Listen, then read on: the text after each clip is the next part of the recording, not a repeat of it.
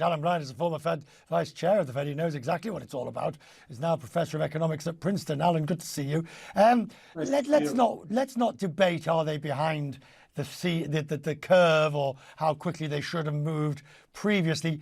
You know, there's never the wrong time to do the right thing. Are they moving fast enough now?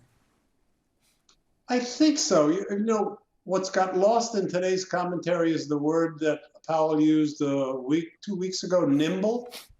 There's a lot of uncertainty around here. There was a lot when he used the word. There's even more now because of the war in Ukraine. Nobody knows where that's going, how long it will last, how large the stagflationary shock that it's causing will be with us. So the Fed needs to be nimble.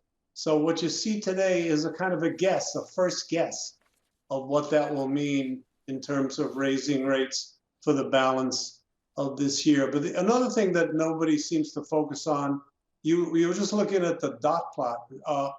Look how spread out it is. Opinions inside the committee. They're very spread out because people, you know, frankly, people don't know what the future is going to bring. If you'd been voting today, would you have been with James Bullard and going for 0.5%?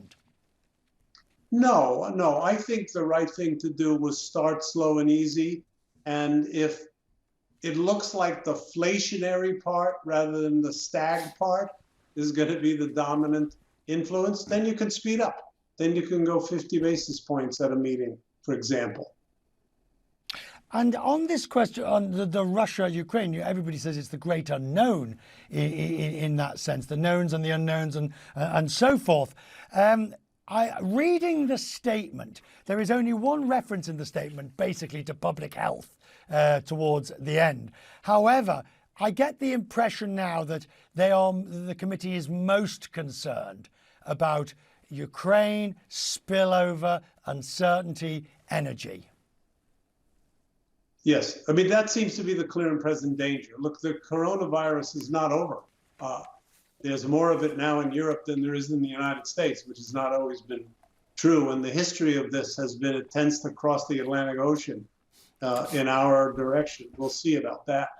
But so far, you know, coronavirus is going down rapidly in the U.S. to very low levels compared to where it was. And now this new and scary, frankly, problem has cropped up, not just for the Fed, but for everyone. I start to hear people talking of recession. Certainly the longer the war in Ukraine goes and the more spillover there are, that increases. Is it likely? Hard to say. I mean, and you just put your finger on why. The longer and deeper this what we have to remember is the war in Ukraine, from the American perspective, we're a long way from there, is a stagflationary shock, which means it pushes up inflation and it slows down the economy. And as I was saying a moment ago, you don't know which branch of that is going to be more severe. If it's the stag branch, we could have a recession. We had recessions after OPEC 1 and OPEC 2. At least so far, we don't think this is going to be anything like that magnitude. But we could be dead wrong. Look, it wasn't so long ago that a lot of people were saying, oh, Putin's not going to invade Ukraine. Right. Not everyone was saying that, but some people were saying that. Very good point. How important is it? Let's just thinking back to the determination in Powell's voice as he says this committee is not going to let entrenched inflation. How important is it now for the Fed to reestablish its credibility on inflation? Yeah, I think it is important. And more important, I think Jay Powell thinks it's important. I read some of the prose as answering back some of the criticisms he's getting from superhawks, one of whom is on his committee and dissented today, as you mentioned. But there have been others, Larry Summers, Steve Ratner, the editorial page of the Wall Street Journal, and others have been on the Fed's back, basically, that you're behind the curve. And, you know, you've probably seen, as I have, some people calling for a Volcker moment, throwing the analogy of Paul Volcker in '79.